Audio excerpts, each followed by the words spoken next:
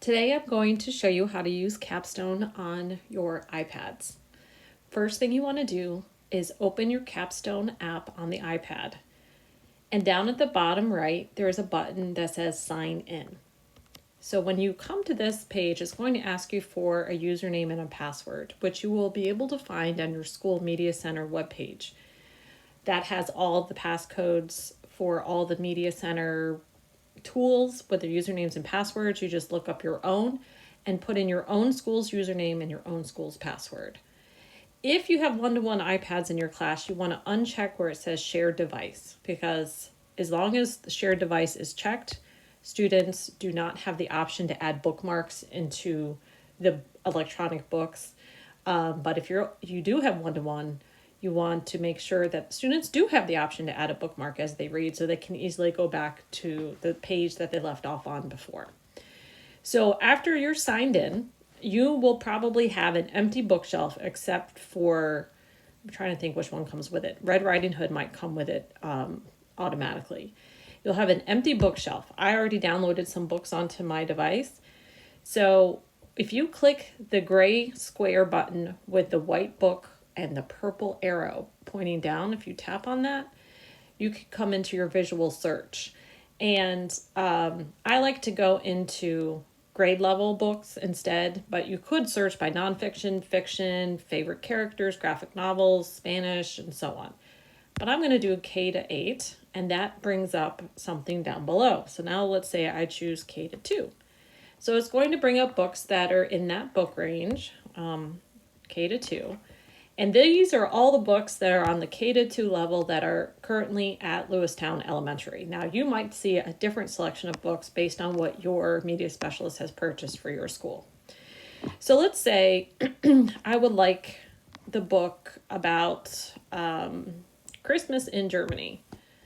So I'm going to tap on that and see, okay, the reading level is O. I don't know if I want that one. Let's bring up... let's see, Little Red Hen. That's a little bit better. So I'm going to, you can choose to read the book and read it within this window, but what I like to do is click Add to the iPad. And you can do this for the 3 shelves that you currently have. You can add the book to your bookshelf, and then it will always be there when you log into Capstone. When you open Capstone, it will still be there so students can come back to it. It does not disappear until you delete it. So if you decide you want to get rid of something, you can tap the book, hold it down, and hit the X, and it takes it off your bookshelf, and then tap into the background, and it keeps the books from wiggling again. And this is so you can refresh your bookshelf. Once a student has exhausted the book and you don't need it anymore, you're not in that unit, clean off your bookshelf and put on some new books. They can be on your iPad indefinitely, and not use up another license, because we have concurrent licenses that are available. So after you download it, it's as simple as tapping on it to read it and click Read Book. The Little Red Hen, a retelling by Christiane C. Jones, illustrated by Natalie Magnuson. The story of the Little Red Hen. The Little Red Hen had a full house. She lived with a cat, a dog, and a mouse. So you can see that my options as the book starts to play is you can have the audio, which is an actual human reader reading the book. It's not an automated computer voice.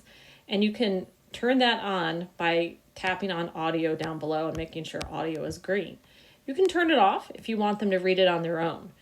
You can also turn off word highlighting. So I can select word down below and unhighlight that so that it does not flash as it reads along with the book. But I like to keep that on so that students can follow along if they need to, but you do have the option of stopping. The Little Red Hen. You also have the option of choosing a page and skipping ahead in the book, so you don't have to manually take your finger and flick the page or the screen to the left to get it to change the page. I think most students like to take the page and flip. It's a little bit more cumbersome to touch the screen, touch page, and then choose a page, but you can skip ahead that way.